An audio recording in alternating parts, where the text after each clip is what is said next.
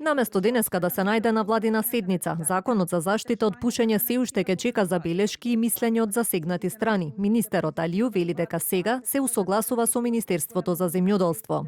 Се надевам дека наредната влада веќе ќе имаме усогласеност. Ние чекавме реално да бидеме реални денеска да помине, но еве ќе мора да ги имаме сите усогласувања со сите институции за да може да помине на седница на влада. Со Министерството за земјоделие. Тие имаат закон кој што дефинира производство, а нашиот закон е заштита од пушење, така да тука се усогласуваме.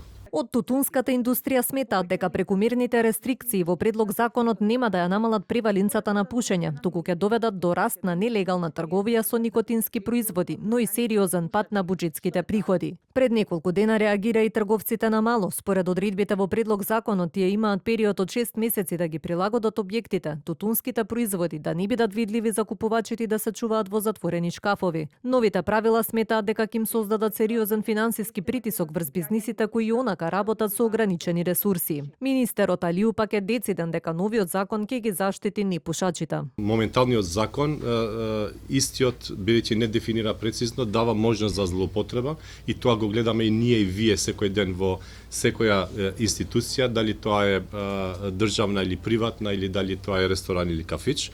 Како и да е, законот значи е со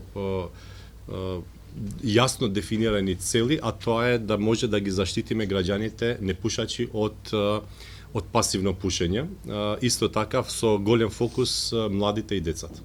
Според првичните најави, предлог законот требаше веќе од март да стапи на сила, но здравствените власти го пролонгираа поради бројните реакции.